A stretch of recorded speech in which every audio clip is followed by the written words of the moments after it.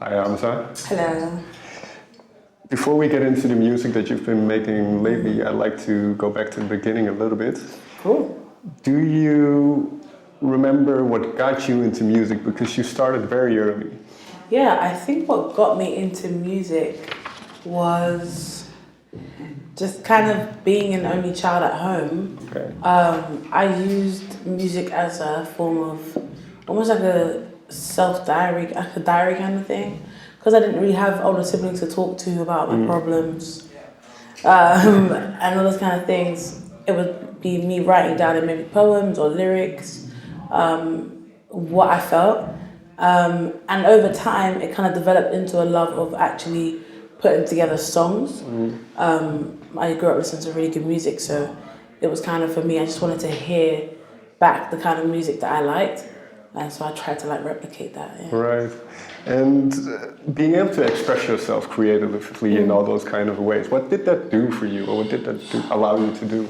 I think it allowed me to just explore my options. I think if I was like not allowed to, do music or do creative arts, it would have been very hard for me. So yeah, I think.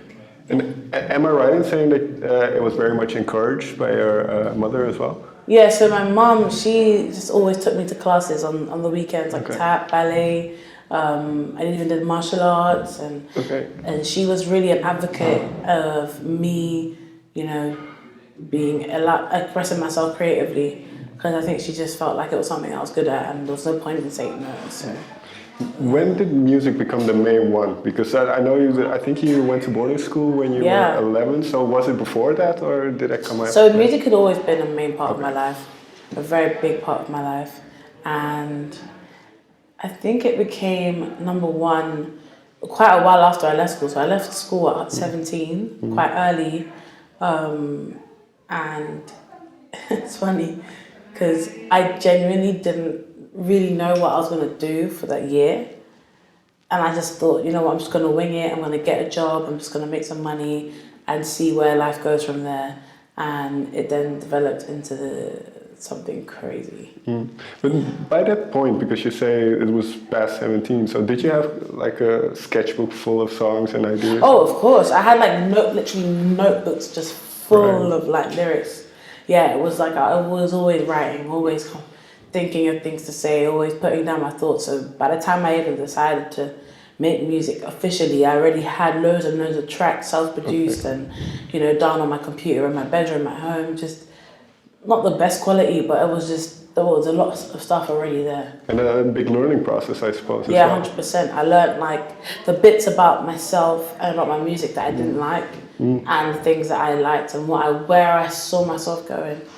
Yeah. So what was that process in your mind like to say, I'm going to put out music? Like you say, you. So when I met my managers, they were really helping me to get my stuff together and all of that. And then they were like, yeah, you can be making this amount, or you can be performing in this country, and you can be on this platform and have this kind of video by a certain time.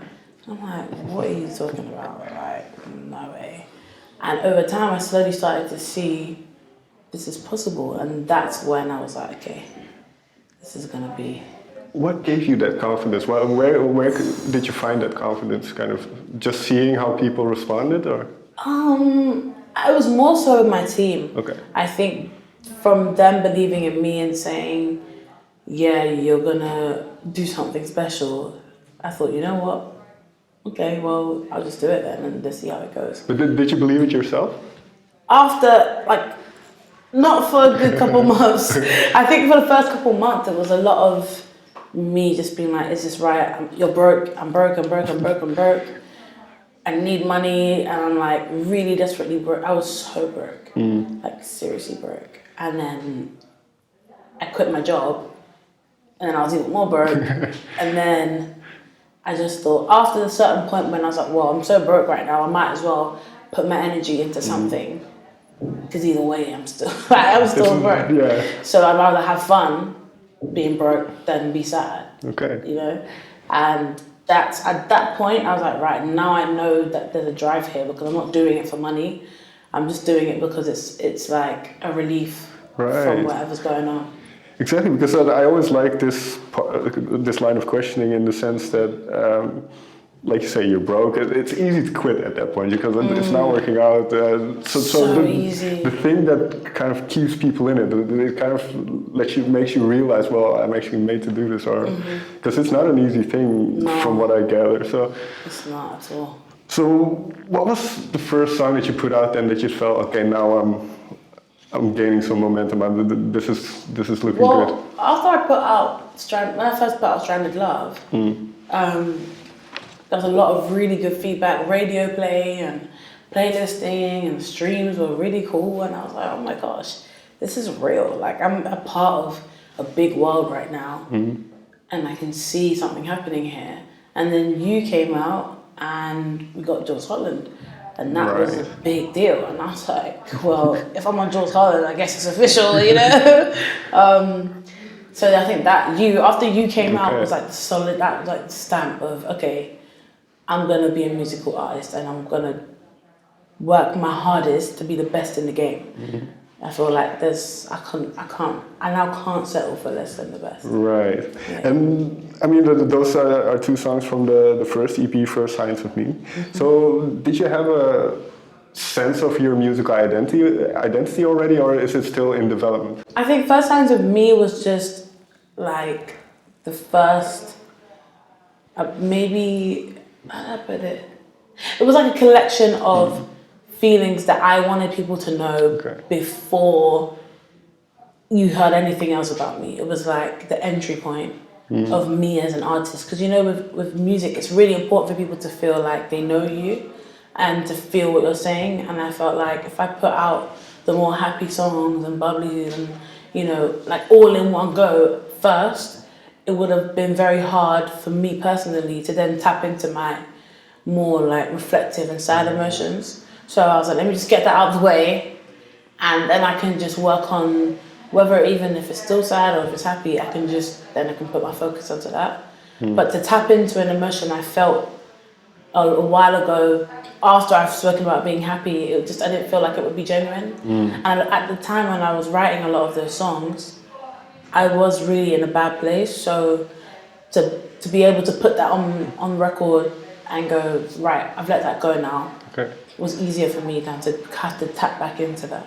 Right, because Red is a good example of a song like that. And you mentioned earlier that it was a form of expression from an early age. So does it help in a sense? Does it help getting through these thoughts? I think it maybe doesn't necessarily help change the situation, but it helps me understand the situation. Because when I write songs, I write pretty fast, and the words just come out. And then I can sing the song back, and I'm reading the song back, and I'm like, oh, yeah, that's how I feel. So with Red then, what was that thing? Because you say you weren't in the best of places, so what? So Red, I was sat in my bedroom, and I was having a good cry, and I just felt like this, I'm really sad, I'm feeling really, really depressed, but there's something in me, I want to be here, like, there's a time where I didn't, and now I feel like I do, but I'm just conflicted, so what is it? And that was Red, basically. It's me saying, well, I know right now I feel like I'm going crazy, but I think I'm on my way to be feeling good again.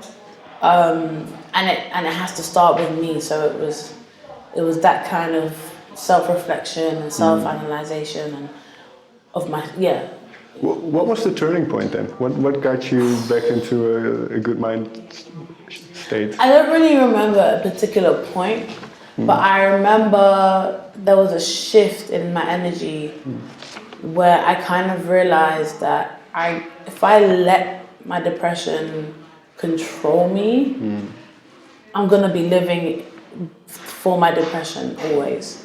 But if I just kind of say no and live above it all the time, it's like fake it till you make it, you know? If I live above my depression at all times, more than likely the chances are I'm gonna feel all right. And for some people, it's not that easy. for me, with my emotions, I'm quite snappy, and I'm able to control my happiness. Sure. So, yeah. And then I can imagine a song like that. What was the response like? Because a lot of people, I suppose, can identify. Yeah, it's funny you say that because I put the song out on SoundCloud like way before I even started the music. And the response was like, oh my gosh, this song is amazing. I've cried to it. And then the same thing happened when I put it out on the EP. Everyone was like, whoa, I feel this song. It speaks to me.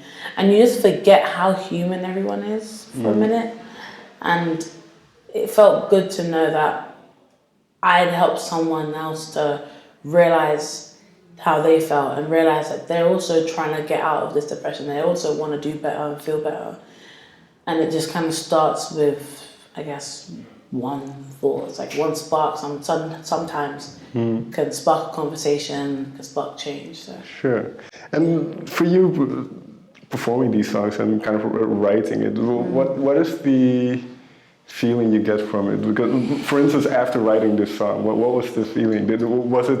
I actually cried. Okay. I remember I played it myself and I sang it at the same time. I just recorded 2 tracks, like as if it was a live session, basically. And then I was just singing. And at the end of it, I was just like, if you hear the original demo, there's a bit like where you can hear me like stiffening in the record, and I was just like, wow. I've just told myself that I'm gonna be okay. Like I had no one to tell me that you're gonna be like people obviously like your friends like, oh, it's fine, but no one really was like, look, you're going to be okay, you know. And I did that for myself, and that was a big moment. Sure, that can bring with it a lot of confidence, I suppose. So now you're in a lot better place, I think, because on the second EP, it's a lot more lovely songs in a way. But there's also, there's 2 songs I wanted to talk about. One was Someday. Okay. So with that song, it's kind of being patient in a way. Yeah. So what was that feeling? And then I think now you are in a relationship. So yeah, it's crazy basically. So I wrote Someday in the mind frame of I'm constantly meeting people who are so unpredictable, inconsistent. I fancy them for like a week and then I don't fancy them, or they fancy me and then they don't fancy me, and then it's like I'm catching feelings and getting emotionally invested and involved, and then it's like, oh, nah, that's not the one.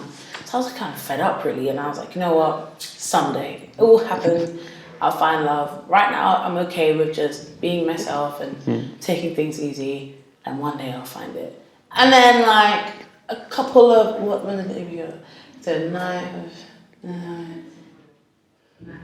wait, the night of,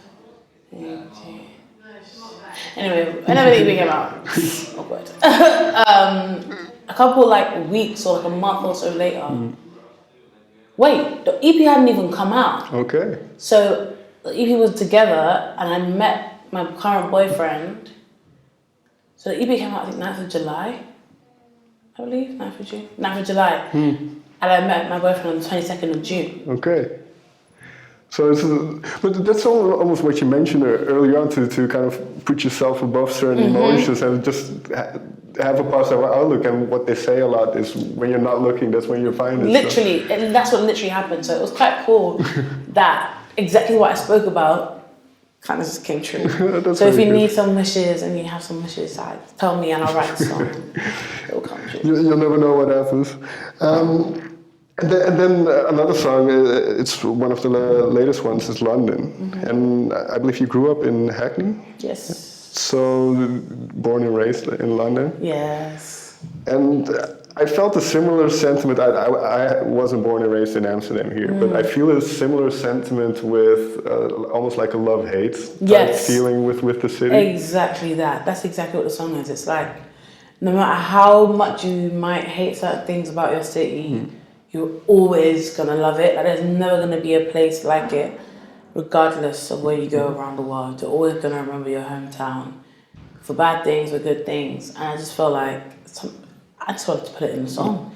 Yeah, but what triggered that song? What made you think, oh, I should write a song about this city? I don't know really. It just came out. Yeah, sometimes songs it's not all that deep. It's just it's fun. But if you think about London, then what's kind of the first thing that pops into your mind? A lot of people, busy, vibrant, electric, interesting, expensive. A lot of things. But it's interesting, especially I suppose because now, because of what you do, you get to see a lot of different places as well. Does it make you miss home more, or is it the other way around? No, I think it's like a more appreciation of home, less than miss. Because I wanted to have this career so I could travel the world. Fair enough. So, yeah. And well, you mentioned career, and I wrote down that I think you're. Am I right in saying you're very ambitious? Yeah.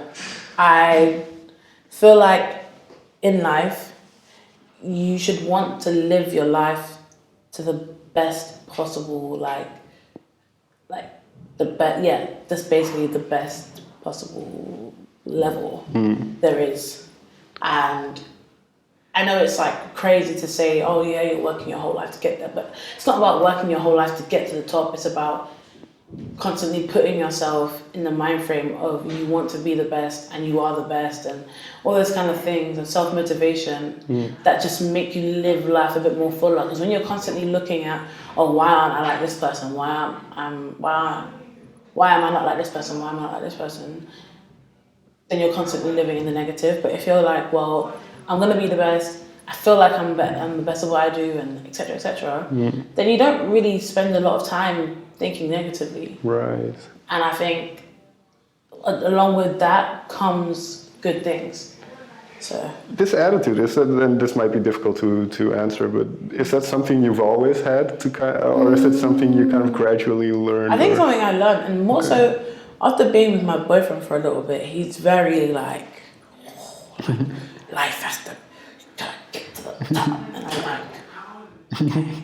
But then slowly I start to realize it's not far-fetched. And I've tried to start adopting that to everyday life, and I honestly can say I'm in such a peaceful place. Okay. Really peaceful. That's very good. Yeah. So, last question then, what are the type of things that I wrote down? Films, musicals, and certain business things. I think I read you wanted to be an entrepreneur of sorts. Yeah. But yeah, what are the things you want to venture into as well, aside from music?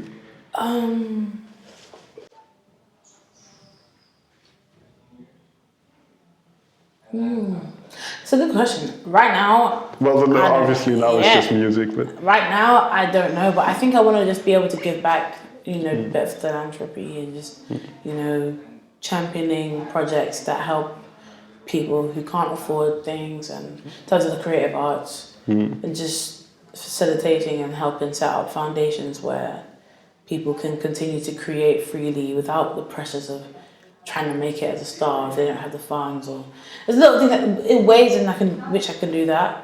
And that's non-profit though. Sure. Those are all non-profit things. And I guess as an entrepreneur, it's weird, but I kind of really am into fashion. So yeah.